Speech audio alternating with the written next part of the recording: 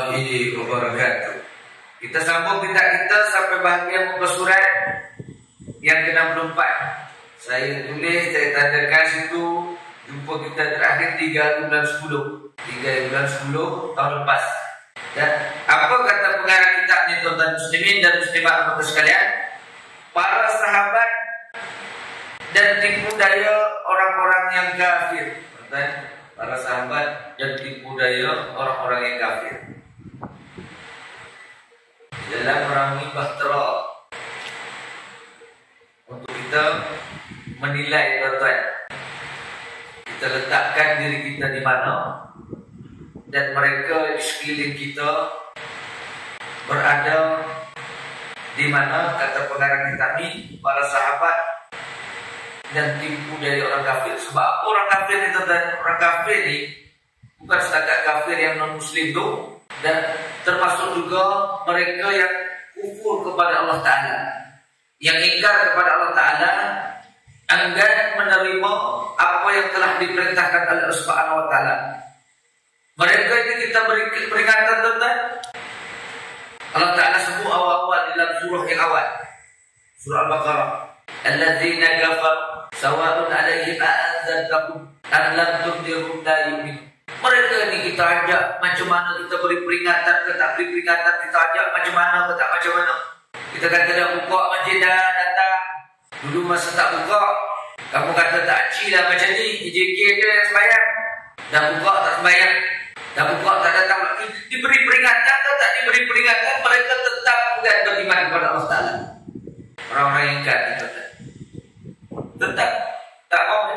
Diberi nasihat, tak ada nasihat. Nabi dah diutus, tuan-tuan, wa bihaqqil anzalnahu wa bihaqqil nazal wa ma arsalnaka illa.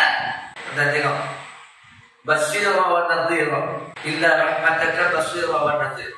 Allah Ta'ala sebut dalam surah yang ke-17 ayat 105. Ini ayat ini, tuan-tuan, setengah ulama mengatakan bahawasanya ini mirip Nabi Khidir. Pasal digalakkan kepada kita bila bangkit daripada tidur selepas kita baca doa alhamdulillahilladzi ahyana ba'da ma amatana wa ilaihi nusyur. Katanya diperintahkan kepada kita pegang tangan kita, letak kat dada, baca di wa bihaqqil anzalna wa bihaqqil nazal. Pilih je.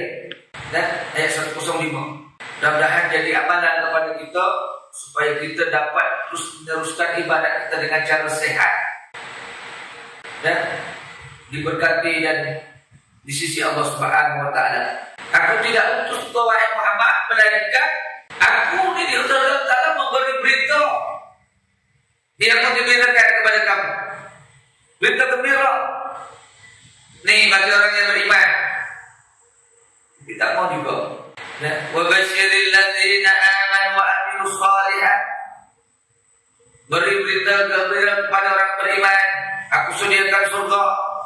Basyirah wa nadhirah, dan peringatan yang menakutkan. Ni orang yang ingkar, orang yang melakukan kefasakan, melakukan dosa di depan Allah Ta'ala, mereka tunduk kepalanya. Saya berkata, Rabbana absarna, wahai Tuhan kami nampak, kami lihat, kami dengar. Dan memberi berita gembira dan berita yang menakutkan. Dan diberi peringatan, tuan-tuan, 2 tahun lebih kita COVID-19 melanda seluruh dunia. Peringatan, satu peringatan. Tak kira tua, tak kira muda, mati. Dan mati. Dan saya bila tengok Facebook, Tuan Haji Allahyarham nolong siap tadi, lupa nama dia, Usul. Ada? Tengok muda lagi daripada saya rasanya. Tapi Allah Ta'ala tadi berbeza, ada sayangnya dia tu. Sayang. Yang lain tak kira lagi yang lain. Dia yang hidupnya sentiasa terikat dengan masjid dan surau. Sampai masa tak kira siapa. Itu masa diberi peringatan kabar yang menggembirakan dan kabar yang menakutkan. Tapi mereka tetap terkadang tuan ingkar dengan apa yang telah diperintahkan oleh Allah Subhanahu Wa Ta'ala. Muslimin dan muslimat yang dirahmati Allah Subhanahu wa taala sekalian. Dan apa yang telah disebut pengarang kita ini, yakni sebagaimana hanya dengan golongan Rasul dan para Nabi, maka demikian juga yakni penanggungan yakni para penyokong mereka daripada sahabat tersebut. Para sahabat Rasulullah sallallahu alaihi wasallam telah menghadapi berbagai bentuk serangan dan penindasan daripada orang-orang yang kafir. Namun yakni keazaman mereka tidak pernah luntur dan padam. Macam-macam tuan-tuan, daripada zaman Nabi lagi sehingga kekal, insya-Allah. Tuan-tuan, kalau tetap melaksanakan apa yang telah diperintahkan oleh Allah Subhanahu wa taala, mereka yang sentiasa melakukan amal-amal soleh ni tuan-tuan, sekurang-kurangnya lah. Kurang-kurangnya salah satunya mereka yang sudah mulutnya biasa dan basah dan dibasahi dengan zikrullah ataupun dengan selawat. Kata ulama, dan sekurang-kurangnya mereka yang tetap bangun pada sepertiga malam, pada tengah malam mendirikan solat sunat. Mereka ini digolongkan oleh Allah Subhanahu wa taala. Kata ulama, golongan mereka yang melakukan amal-amal soleh ini, mereka akan digolongkan di tempat makom yang tertinggi. Gimana tuan-tuan? InsyaAllah tetap menjaga ibadat yang telah diperintahkan oleh Allah Subhanahu wa taala. Dan ini kata pengarang kitab ni tuan-tuan muslimin dan muslimat sekalian, yakni serangan daripada penindasan tadi daripada orang-orang yang kafir. Namun kezaliman yakni mereka itu tidak pernah luntur dan padam. Keazaman mereka tak pernah luntur dan padam walau apa rintangan. Tetap mendirikan ketaatan apa yang telah diperintahkan oleh Allah Subhanahu wa taala. Tak pernah mudah, tak pernah luntur, tak pernah padam. Tetap tuan-tuan digelek macam mana pun, tetap mengikut kaedah apa yang telah diperintahkan oleh Allah Subhanahu wa taala. Tak dapat sembahyang berjemaah di masjid disuruh sembahyang di rumah berjemaah bersama dengan anak isteri. Ke tak berjemaah di rumah masing-masing. Tuan-tuan, ujian kita 2 tahun tuan-tuan, berjemaah tak di rumah terkadang. Tuan-tuan, ujian kepada kita. Kita dah belajar habis dulu kitab 50 tanda-tanda orang munafik.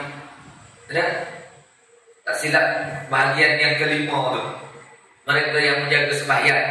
Kalau kita ingat lagi dah, bagi mereka yang menjaga sembahyang, waktu-waktunya dan sembahyang yang fardu maupun yang sunat-sunat, Allah Ta'ala akan berikan cahaya nur pada hari kiamat besok, bahkan menjadi penyelamat bagi mereka yang menjaganya.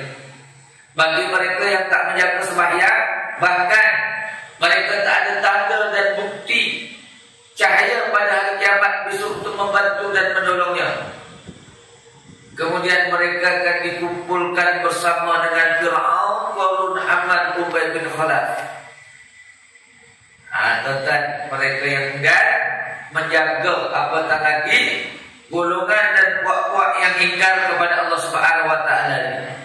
Sedangkan yang tak jaga sembahyang, bukan tak sembahyang, dia sembahyang tapi lambat-lambat. Bukan tak sembahyang, dan dia sembahyang tanpa ilmu pengetahuan sehingga tidak mendatangkan rasa khusyuk kepada Allah Subhanahu wa taala. Fawailul lil musallin, celaka bagi orang yang sembahyang. Yang sembahyang macam mana? Sembahyang mereka itu lalai, riak dan menunjuk-nunjuk, tidak mengikut kaedah apa yang telah disyariatkan oleh Allah dan Rasulnya. Allah Subhanahu wa taala berfirman di dalam Al-Quran, wa ka'ayyin min nabi qatala ma'am ribuyuna katsira fama wa'an lima asabahum fi sabilillahi wa ma dha'af wa mastakan wallahu yuhibbus sabirin. Dan tidak pula yakni maka menjadi lemah semangat lantaran apa yang telah mereka derita di dalam perjuangan fi sabilillah. Maka tidak kehilangan harapan dan tidak pula berdiam diri, dan bahawa Allah Subhanahu wa taala yakni sayang kepada orang-orang yang sabar. Bagi mereka yang meneruskan perjuangan Allah dan Rasul ini, mereka duduk dikategorikan di dalam mereka yang hidup melaksanakan fi sabilillah, melakukan perang-perang fi sabilillah, termasuk tuan-tuan pagi ni lah yang kita sebut kita nak berjihad fi sabilillah di luar negara. Kadang kita tak sanggup dan tak mampu, tetapi sekurang-kurangnya tuan-tuan kita berusaha untuk menentang hawa nafsu kita dengan cara datang dan melakukan ketaatan kepada Allah Subhanahu wa taala untuk mendirikan solat subuh berjemaah ni. Kata Allah Taala ni, yakni mereka itu tidak kehilangan harapan, sentiasa berharap kepada Allah Subhanahu wa taala. Berharap dengan cara macam mana tuan-tuan muslimin dan muslimat sekalian? Bangkit tengah malam, bangun tengah malam yang Allah Taala janjikan mereka yang merenggangkan lambungnya pada waktu-waktu malam, Allah Taala akan berikan ganjaran seperti mana tuan-tuan tatajafa junubuhum 'anil madadi yad'una rabbahum khaufa wa tama'ah. Mereka yang sentiasa berharap dan mereka tamak terhadap apa? Tamak terhadap perkara-perkara yang telah dijanjikan oleh Allah Taala. Yang janji Allah itu benar, tidak sedikit memungkirinya. Tetapi mereka tamak dengan cara ibadat yang mereka kerjakan, dari satu ibadat ke satu ibadat yang lain. Kita tengok tuan-tuan, ada dah solat berjemaah dah, duduk pula majlis ilmu dah, bunyi aja pukul 7 nanti tuan-tuan dah isyak, bunyi titik bunyi, dan duduk majlis ilmu ni dah tak masuk dah. Yang Nabi sebut masalah tarikat yang tak masuk bi masalah Allah bi tarikat ilal jannah. Siapa yang berjalan dan duduk di dalam majlis ilmu, janji Nabi masuk surga. Mereka tu di taman-taman surga. Janji Nabi. Dan di taman surga nak lagi pahala satu umrah. 2 rakaat Allahu Akbar lepas kuliah nanti. Tuan-tuan, 2 rakaat tapi susah tuan-tuan. Susah. Memang berat. Sebab Allah Ta'ala tersebut. Dan wasta'inu bis-sabri was-salat wa innaha lakabiratun illa 'alal khashiin. Mintalah kamu pertolongan kepada Allah Ta'ala dengan cara sabar.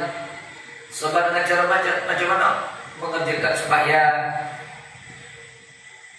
Allah kata sesungguhnya sembahyang itu berat. 2 rakaat salat sunat Isra nanti berat sangat, lebih berat. Dan lebih berat daripada besi. 2 rakaat dia. Sebab apa? Mereka yang melakukan ini, mereka tadi tamak. Dan kata pengarang kitab ini disebut di dalam ayat ini tuan-tuan, mereka sentiasa berharap.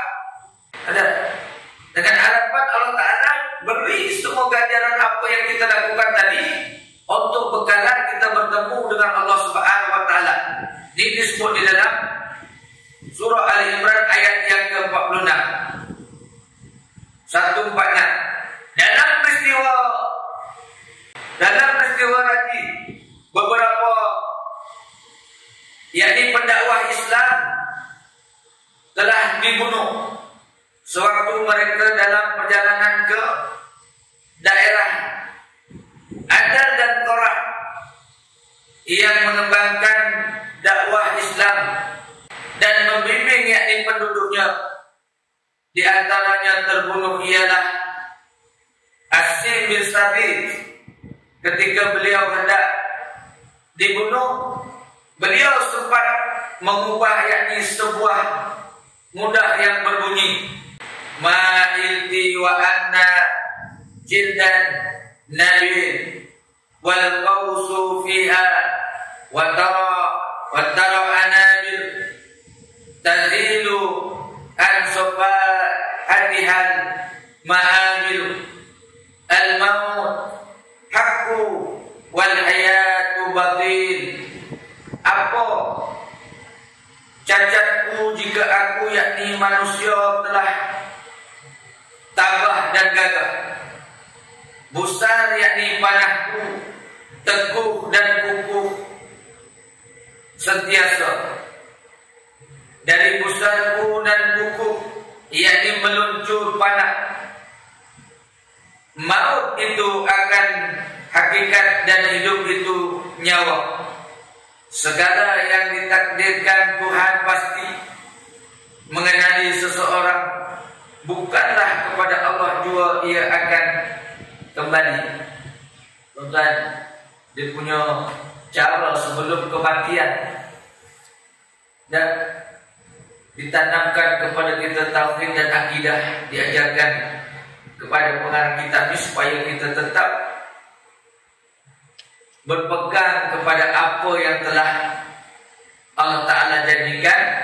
Dia kata yakni Tuhan itu pasti mengenali seseorang, tak lepas dari pandangannya. Siapa dia tu? Tuan-tuan, Allah Ta'ala mesti mengenali seseorang. Bukankah kepada Allah jua ia akan kembali? Dan bukankah kepada Allah jua dia akan kembali?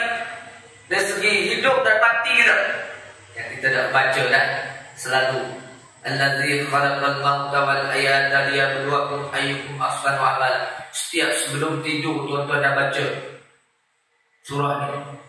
Allah jadikan kita hidup dan mati ini semua Allah Ta'ala nak uji kita siapa yang terbaik amalannya. Dan tidakkah Allah juga, dia kata, yang disebut oleh pengarang kitab ini, tuan-tuan, tempat dia kembali. Seorang yang lagi menerima nasib yang sama ialah Ubaid bin Adi. Ketika dia dibawa keluar daripada kawasan Masjidil Haram untuk dibunuh, ia meminta kepada orang-orang kafir itu supaya membenarkan sembahyang 2 rakaat. Selepas itu datang semula dan dia berkata, kalaulah tidak kerana kamu mungkin yakni menyangka aku takut mati, niscaya akan yakni menambah lagi kadar sembahyangku. Betul ceritanya, tuan-tuan. Ulama kata dia nak dibunuh ni ketika dia turun mendirikan sembahyang yang dia ni rumah dia berhampiran dengan rumah Rasulullah. Disebutkan oleh ulama dan saya pernah dengar daripada seorang ustaz sendiri, rumah dia berhampiran dengan rumah Aisyah di belakang istana, tuan-tuan, istana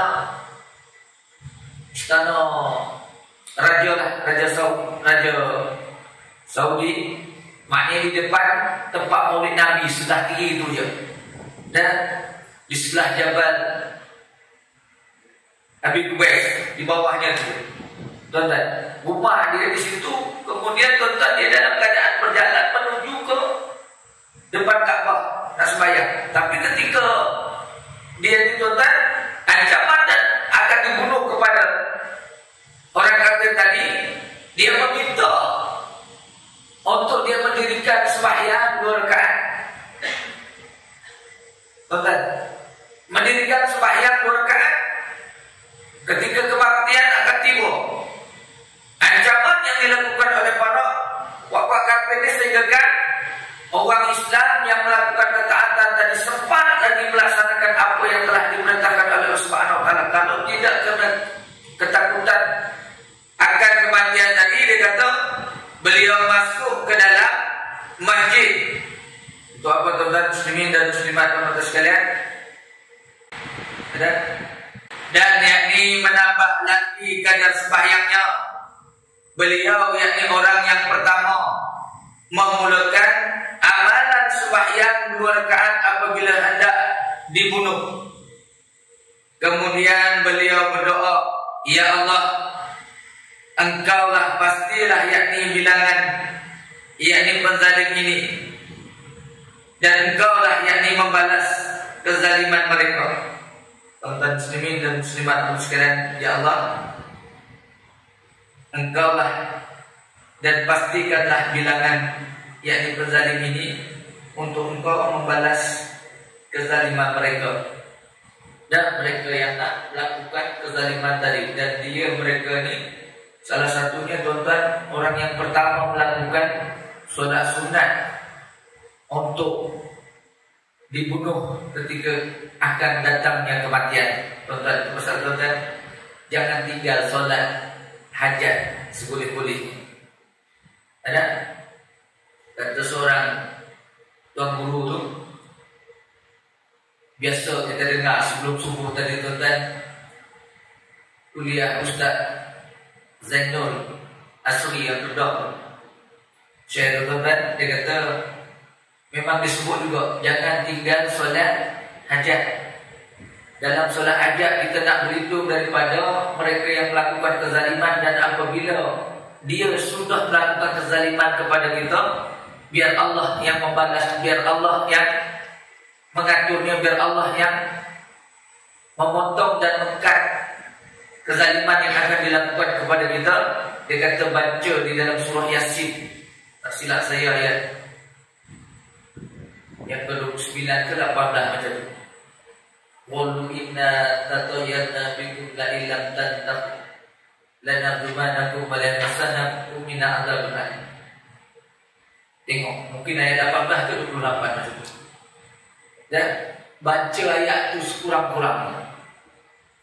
Dan katakan Muhammad, sekiranya mereka tak juga berhenti melakukan kezaliman terhadap kamu, dan maka yang kita minta, Allah yang akan membalas, Allah yang akan melakukan. Dengan apa kezaliman yang dilakukan dengan cara tidak berhenti-henti melakukan kezaliman kepada kita. Bahkan muslimin dan muslimat yang dirahmati Allah Subhanahu wa taala sekalian, ini yang dia minta, dia kata, ya Allah, Engkau yakni pastikanlah bilangan penzalim ini untuk Engkau yakni membalas kezaliman mereka. Allah yang kita minta untuk kita pastikan supaya Allah Ta'ala balas kezaliman mereka. Ada yang tengok ayat berapa tadi? Surah Yasin tadi. Dan lupa ayatnya, sama ada 18 ke 29. Muslimin dan muslimat yang dirahmati Allah Subhanahu wa taala sekalian. Kemudian ia menambah lagi, sekiranya Allah Subhanahu wa taala menghendaki yakni berkat pada anggota yang hancur lumpuh, yakni persetan tubuhku dibunuh mati, untuk Allah Subhanahu wa taala kematian yang pasti. Sekiranya Allah Ta'ala menghendaki juga satu perkataan pada anggota tubuh badan dia yang hancur lumpuh, yakni serta tubuhku dibunuh mati, untuk Allah lah kematian yang pasti. Tuan-tuan, semua untuk Allah kematian yang pasti itu pasal tuan-tuan ikrar kita di dalam sembahyang, di dalam ayat 162 di dalam surah Al-A'raf yang kita baca saban hari, setiap waktu. Qul inna salati wa nusuki wa mahyaya wa mamati lillah rabbil alamin. Dan katakan bahwasanya salat kita ni ibadah hidup dan mati. Itu pasal disebut hidup dan mati. Kalau hidup kita tak ada sangkut paut, tidak ada ikut apa yang telah disyariatkan Allah Subhanahu wa taala. Macam mana dari segi kehidupan yang seperti mana diajarkan oleh pengarang kitab ini, mati semua kerana Allah Taala. Mati semua kerana Allah Taala. Solat, ibadat, mati kerana Allah Taala. Hidup kita persoalan. Adakah hidup kita juga mengikut syariat Allah Taala? Hidup kita juga mengikut apa yang dikehendaki Allah Taala? Kalau tidak, sebaliknya tuan-tuan. Muslimin dan muslimat yang dirahmati Allah Subhanahu wa taala sekalian, selain daripada yakni kubaik ialah Zainuddin, dan anak apabila ia diiringi keluar daripada kawasan Masjidil Haram untuk dibunuh, berkumpullah yakni beberapa peluang-peluang Quraisy, petualang-petualang Quraisy yang sekeliling beliau, yakni termasuk Abu Sufyan bin Harb. Abu Sufyan yakni bertanya kepadanya, demi Allah wahai Zaid, aku ingin bertanya kepadamu, adakah engkau suka yakni Muhammad yakni menggantikan yakni tempatmu di sisi untuk kami, yakni panggil penggaliannya, dan engkau lah yakni berdiri berada sama yakni keluarga engkau. Beliau menjawab, demi Allah, saya tidak suka sama sekali Muhammad di sini, ataupun malah dia di tempat lain, walaupun sekedar ia dicucuk oleh daripada padahal aku yakni duduk bersama keluargaku. Kemudian Abu Sufyan pun yakni berkata, aku tidak pernah berjumpa orang yang sayang kepada seseorang seperti sayangnya sahabat Muhammad kepada Muhammad. Tuan-tuan, sayangnya tuan-tuan sahabat kepada Nabi sallallahu alaihi wasallam, sehingga kan sedemikian dia tak ingin, dia tak mahu tempat yang akan dibunuh tadi, tempat yakni jasad Nabi sallallahu alaihi wasallam, tak ingin, tak mahu. Melainkan apabila nak berlaku kepada Nabi, dia sanggup menggantikan tempat apa yang telah akan berlaku. Seperti mana Sayyidina Ali lah tuan-tuan. Ada apabila Nabi SAW diburu dan dikejar, Sayyidina Ali sanggup menggantikan tempat tidur Rasulullah SAW semata-mata sayangnya. Kata Abu Sufyan, tidak pernah melihat seseorang tadi sayangnya ada lebih sayang daripada yang lain, melainkan sayangnya kepada Nabi sallallahu alaihi wasallam. Allah Nabi sebut, la yu'minu ahadukum hatta kuna ahba ilaihi min walidi wa walidi wa nasi ajma'in.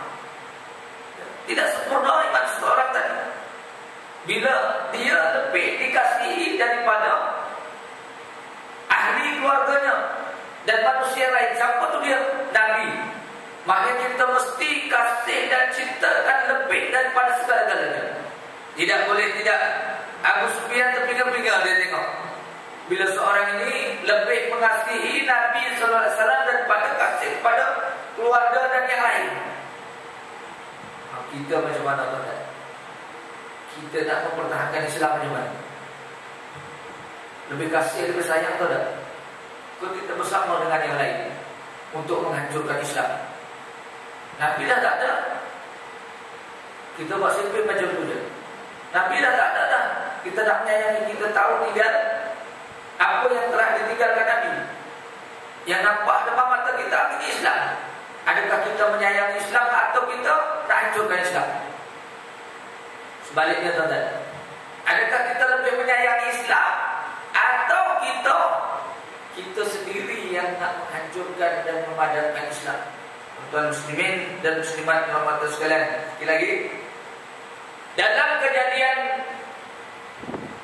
diberi yakni Ma'unah, orang-orang kafir yakni khianati 40 orang pendakwah muslim yang pada asalnya telah yakni disepakati untuk dibawa ke Najd untuk menyebarkan dakwah, yakni dakwah Islam berdasarkan perintah Abi Murrah Amir bin Malik.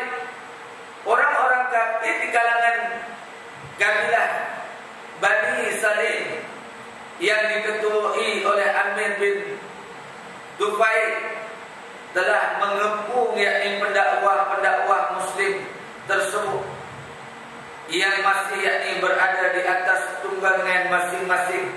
Apabila mereka yakni menyadari orang-orang kafir itu sedang ia mengepung mereka dan sebenarnya mereka telah diperdayakan, maka mereka pun yakni menguruskan pedang masing-masing dan bertempur dalam pertempuran yang tidak seimbang sehingga kan mereka semuanya mati syahid.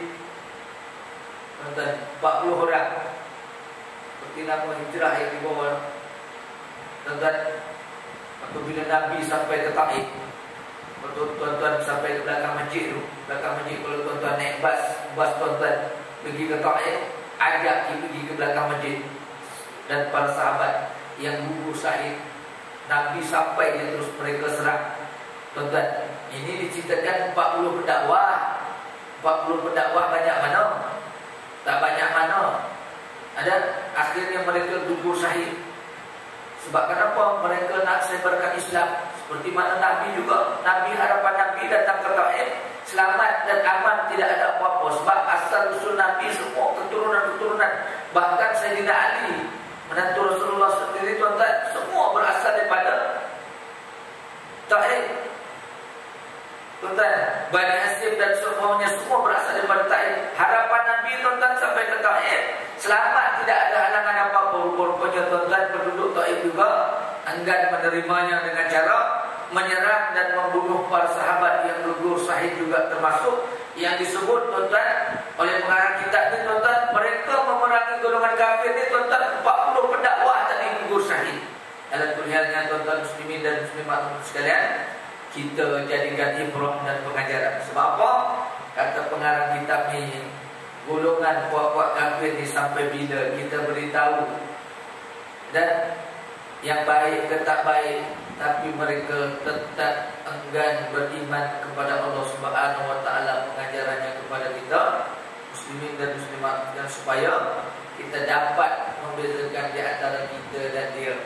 Sebab apa? Yang hak dengan yang batil tak sama. Ada, jangan kita campurkan.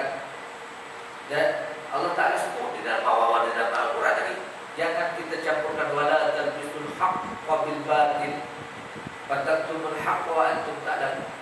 Sedangkan kamu erti, kamu baca kitab, tapi kita tetap mencampurkan diri kita, mencampakkan diri kita kepada mereka juga yang tidak memusuhi Islam, yang tidak menghancurkan Islam. Kita bersama dengan dia. Dan kita diperingatkan Allah Ta'ala, jangan kita campurkan. Bila kita campurkan, sama juga inilah golongan mereka, tuan-tuan, yang mereka ingkar kepada Allah Subhanahu wa taala, akhirnya mereka tidak dapat petunjuk, tunjuk jalan.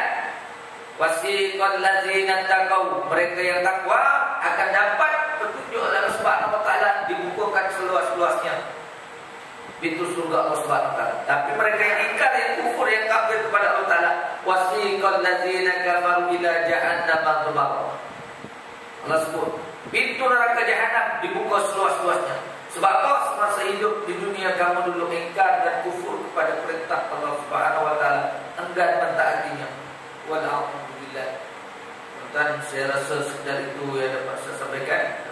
29 menit. InsyaAllah, tuan-tuan, kalau tak mati, kita sambung bulan depan. Muslimin dan muslimat sekalian, saya pesan kepada diri saya, kepada tuan-tuan lah, sikit je yang saya sebut tadi. 2 rakaat sebelum kita keluar nanti, sama-sama lah kita buat. Sikit je, tak payah banyak. 2 rakaat yang ganjaran pahala dia menyamai dengan sekali umrah. Sekarang ni umrah, tuan-tuan muslimin dan muslimat sekalian, berganda lah rasanya, tapi kita tak dengar lagi berapa nilainya. Dan mungkin ada yang mampu, dan mungkin biarpun mahal ada yang mampu, tapi 2 rakaat yang kita lakukan menyamai sekali umrah. Boleh, tuan-tuan? Boleh, tuan-tuan? InsyaAllah 2 rakaat, tak payah panjang-panjang. Fatihah, Qul ya ayyuhal kafirun, Fatihah, Qul huwallahu ahad, salam, dan InsyaAllah, tuan-tuan, sekitar itu yang